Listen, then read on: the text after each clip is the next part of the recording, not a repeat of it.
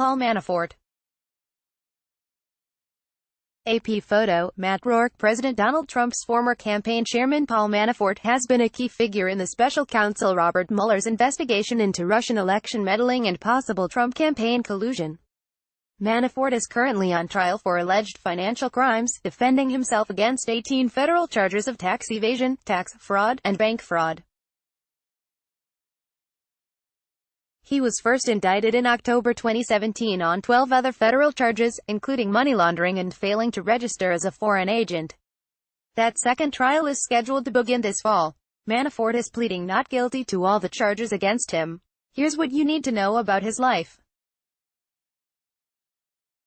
Paul Manafort was born in 1949 and raised in New Britain, Connecticut, a largely liberal town where his father served 3 terms as a popular Republican mayor. Like President Donald Trump, Manafort comes from a real estate family. Alongside his political work, his father also ran the family construction company, Manafort Brothers Inc., founded by his Italian immigrant father. Instead of taking over the family business, Manafort decided to pursue his interest in politics and moved to Washington, D.C., where he earned both an undergraduate business degree and a law degree at Georgetown University. A Republican operative and international gun-for-hire, Trump's campaign chair and convention manager Paul Manafort appears at a press conference at the Republican convention in Cleveland. Thomson Reuters. While working at a private law firm 2 years after graduating from law school, Manafort began advising Republican President Gerald Ford's 1976 campaign. Since the 1970s, he has established deep and sometimes murky connections in Washington and around the globe, serving as political lobbyist, advisor, and an international political consultant for leaders across the world, including dictators Mobutu Sese Seko of the Democratic Republic of Congo and Ferdinand Marcos of the Philippines.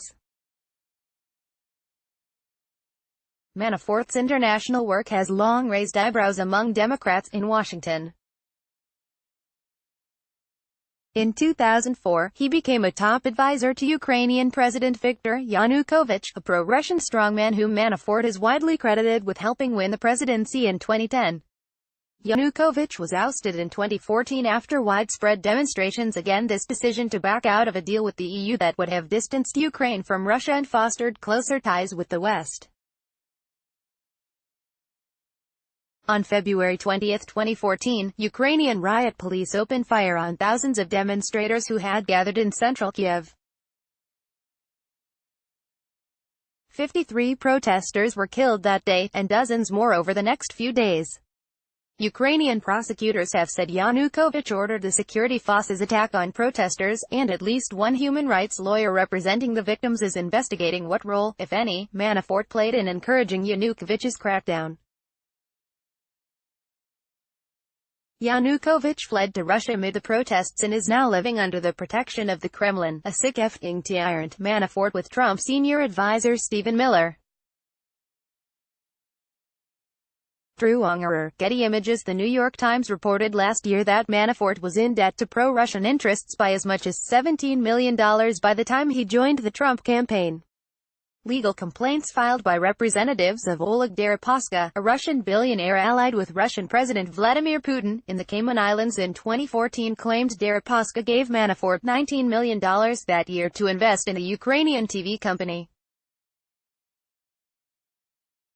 The project fell through, and Manafort all but disappeared without paying Deripaska back, the filings claimed.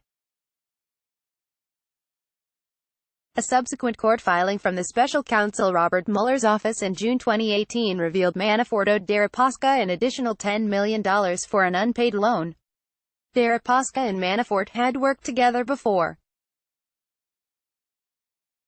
Deripaska signed a $10 million annual contract with Manafort in 2006, according to the AP, for a lobbying project in the U.S. that Manafort said would greatly benefit the Putin government. In another bizarre twist, hackers broke into Manafort's daughter's iPhone and published 4 years' worth of purported text messages, roughly 300,000 messages, on the dark web.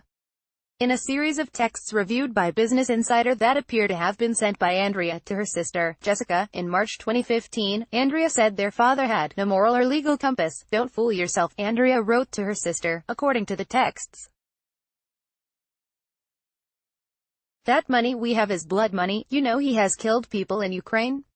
Knowingly, she continued, according to the reviewed texts. As a tactic to outrage the world and get focus on Ukraine. Remember when there were all those deaths taking place? A while back. About a year ago. Revolts and whatnot.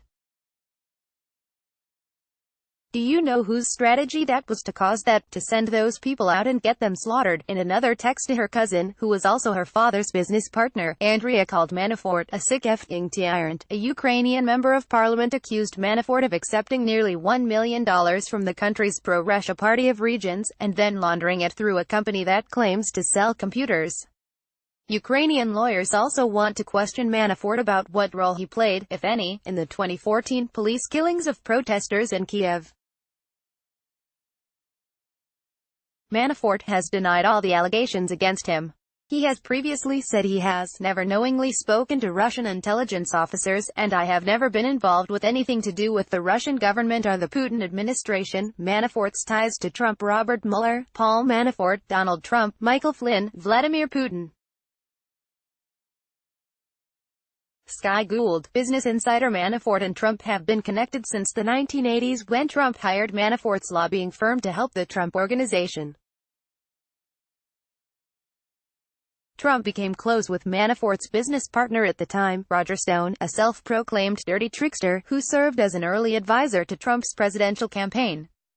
In 2006, Manafort and his wife bought a Trump Tower apartment, which Manafort still owns and resides in when he's in Manhattan. In March 2016, Trump hired Manafort to manage the Republican National Convention and wrangle delegates into supporting Trump. Manafort had experience convincing delegates to support Gerald Ford in 1976, the last time the Republican Party began a convention without having selected its presidential nominee. In May 2016, Manafort was promoted to the position of campaign chairman and chief strategist. He became the campaign's de facto manager after Trump fired Corey Lewandowski in late June. The New York Times, citing ledgers uncovered by an anti-corruption center in Kiev, reported on August 16, 2016 that $12.7 million in undisclosed cash payments from Yanukovych's pro-Russia party of regions had been earmarked for Manafort for his work with the party from 2007 to 2012. 3 days later, Manafort resigned from the campaign. The White House has attempted to distance itself from Manafort. Last year, former White House press secretary Sean Spicer told reporters that Manafort played a very limited role for a very limited amount of time in the campaign, despite having spent 5 months on the campaign and nearly 3 of those months as the chairman. Trump attempted to minimize Manafort's contributions to the campaign last year. I know Mr. Manafort. I haven't spoken to him in a long time, but I know him. He was with the campaign, as you know, for a very short period of time, for a relatively short period of time, Trump said. But in 2016, those close to Trump were quick to attribute the campaign's success to its former chairman. We couldn't be more happy with the work that he's doing, the way he's tackling these things, the way he's handling the organization of everything going forward, the president's eldest son Donald Trump Jr. told the AP in July 2016.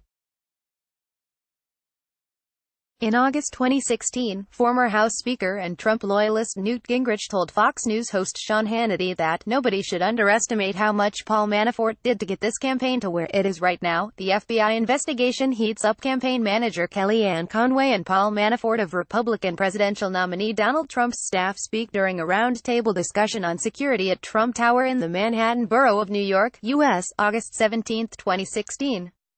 Reuters. Carlo Allegre. The Justice Department began looking into Manafort's dealings in Ukraine in 2014.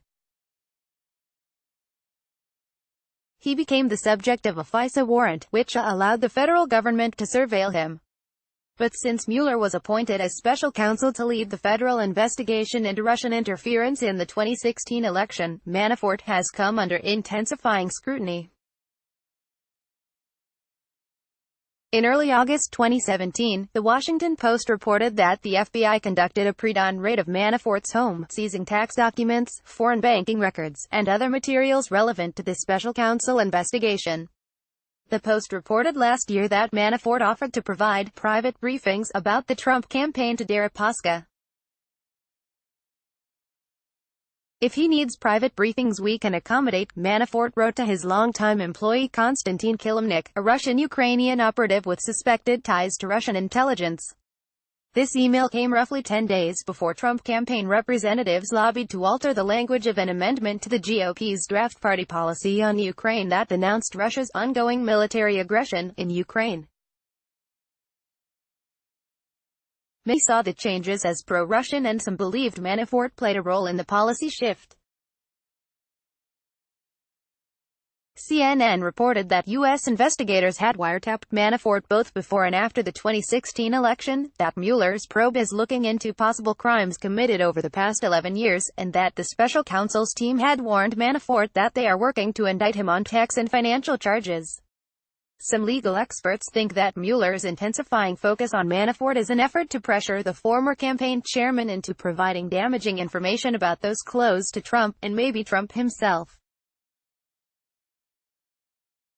A Tale of Two Trials. Former Trump campaign chief Paul Manafort speaks to reporters with Deputy Rick Gates. Matt Rourke. AP Mueller has charged Manafort with over 20 counts of financial and other crimes. Manafort is pleading not guilty to all the charges filed against him, and will defend himself in 2 separate federal trials. Manafort was first indicted in the District of Columbia in October 2017 on 12 federal charges, including money laundering and failing to register as a foreign agent. He was indicted a second time in February on an additional 18 counts of tax evasion and bank fraud in the Eastern District of Virginia. His first trial in Virginia on the tax and bank fraud charges is currently ongoing, and the second trial on the foreign agent and other charges is scheduled for September in D.C. Manafort had previously been out on supervised release after pleading not guilty in February, but a federal judge revoked his bond and sent him to jail in mid-June after prosecutors accused him and his associate, the former Russian intelligence operative Konstantin Kilimnik, of trying to tamper with witness testimony in the investigation. Complex layers of alleged financial crimes. Former Donald Trump presidential campaign manager Paul Manafort looks on during Game 4 of the American League Championship Series at Yankee Stadium on October 17, 2017 in the Bronx borough of New York City. Getty Images. The prosecution's first witnesses to take the stand in Manafort's Virginia trial delivered damning testimony to corroborate the charges of sweeping financial fraud. First, Manafort's bookkeeper and CPA, as well as tax accountant Cynthia Laporta, testified to helping Manafort file false tax returns and lie to banks by misrepresenting certain transactions as loans. Rick Gates, Manafort's close business associate and protege of over a decade, was also charged with fraud as part of Manafort's first indictment, but chose to take a plea deal and became a cooperating witness in the Mueller probe. Now the prosecution's star witness Gates first took the stand on Monday. He testified to illegally concealing 15 foreign bank accounts from authorities and helping file false returns at Mr. Manafort's direction, in addition to embezzling hundreds of thousands of dollars from Manafort by filing fake expense reports. Gates' testimony continued on Tuesday, and Manafort's defense team is scheduled to cross-examine him beginning Wednesday. The trial is expected to last weeks. Natasha Bertrand contributed to a previous version of this story. Sanam Sheth contributed reporting.